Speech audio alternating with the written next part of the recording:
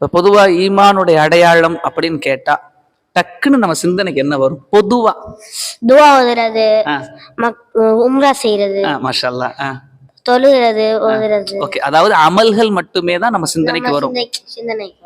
இதை தாண்டி என்னெல்லாம் சொல்லணும் சொல்லுமா?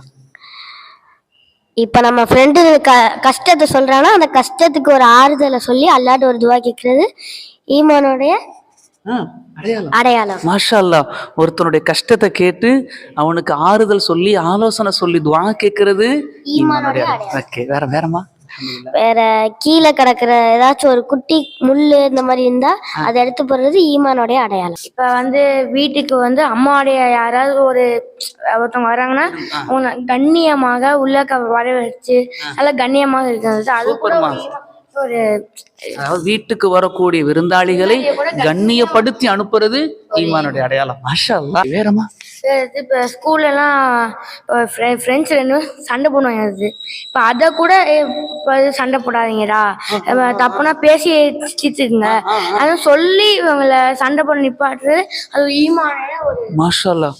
சமாதானப்படுத்துவது சிறந்த ஈமானுடைய அடையாளங்களில் ஒன்று. மாஷா அல்லாஹ், சூப்பர் தங்கம். வேற நம்மளால உதவி பண்ண முடியல, ஆனா அதுக்கான ஆலோசனை நம்ம தந்தோம்னா அது ஒரு ஈமான். மாஷா அல்லாஹ்.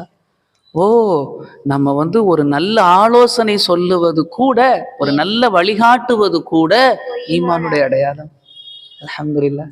இத விசாலமாக யோசிக்கணும்ன்றீங்க. ஈமானையும் இஸ்லாத்தையும், இஸ்லாம் ஒரு வாழ்வியல் மார்க்கம். அத இந்த துவாக்குள்ள இந்த மாதிரி இதுல அமல்களுக்குள்ள நம்ம வெளியே பண்புகள்ல வரணும். அல்லாஹ்வுக்கு நம்ம பண்ற எந்த விஷயம் பிடிச்சு போகும்னு தெரியாது.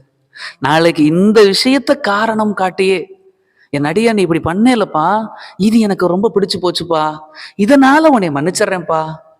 ஒருத்தவங்களுடைய குறைய அடுத்தவங்களை சொல்லாம அவங்க அப்படி மறைச்சிட்டா மறுமை அல்ல நம்மளுடைய குறைய மறை. அப்படி குறைய காலம் முழுக்க மறைச்சு மனசுக்குள்ள வச்சு வாழுவதற்கு பேர் என்னவா? பிறருடைய மரியாதையை பாதுகாக்கிறது, பிறருடைய கண்ணியத்தை பாதுகாக்கிறது ஈமானின் தலை சிறந்த அடையாளம். சாதாரண அடையாளம் அல்ல.